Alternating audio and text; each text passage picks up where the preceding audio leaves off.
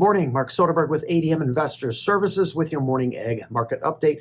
Mostly lower trade across the ag space this morning as markets have quickly moved on from yesterday's USDA WASDE data. Corn right now down 1 to 2 cents, wheat 2 to 6 lower with Chicago the current downside leader.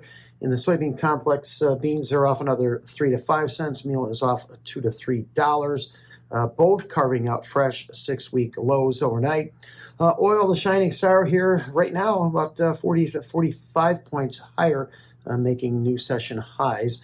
U.S. dollar index and major U.S. stock indices are slightly lower ahead of the Fed decision day, where markets are placing roughly a 90% odds for a 25 basis point cut from on the Fed funds target rate at the conclusion of today's two-day Fed meeting.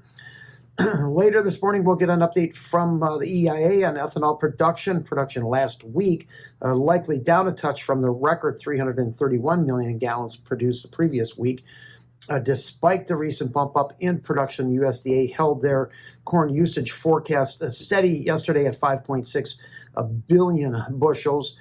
After today's close, we'll also get 2 months of data out on census soybean and grain crush. This for the months of September and October. Soybean crush in October is expected to come in at an all-time record high at 234 million bushels. This based off the previously released NOPA data. If realized, it would be up about 8.5% from the previous record crush, that in October of 2024.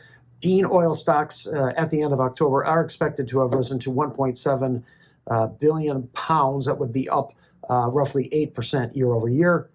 Yesterday, the USDA made no changes to their soybean balance sheet, keeping ending stocks at 290 million bushels. They opted to not change their bean export forecast, despite commitments as of November 6th at only 651 million bushels. That's down 40% year over year. That versus the current USDA forecast of down only 13%.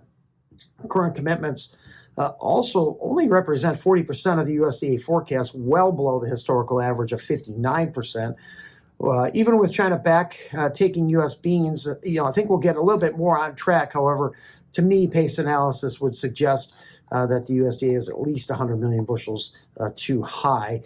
USDA did take an optimistic view on the corn exports, raising them another 125 million bushels to a record 3.2 billion. Some of that demand was shifted from Ukraine as their production was cut 3 million metric tons, while exports were lowered 1.5 million metric tons. Yesterday, the CFTC update showed another massive speculative buying across the ag space, and in particular for soybeans and soybean meal. This for the week ended November 4th.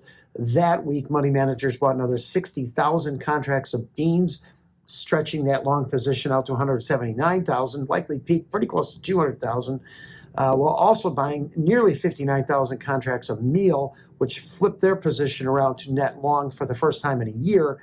This was the largest amount of meal contracts bought in any given week here, as reported by the CFTC. While yesterday's USDA data was supportive, I don't know for corn, I don't know that it was enough to move March out of its 435, 455 range, given a friendly weather forecast in South America.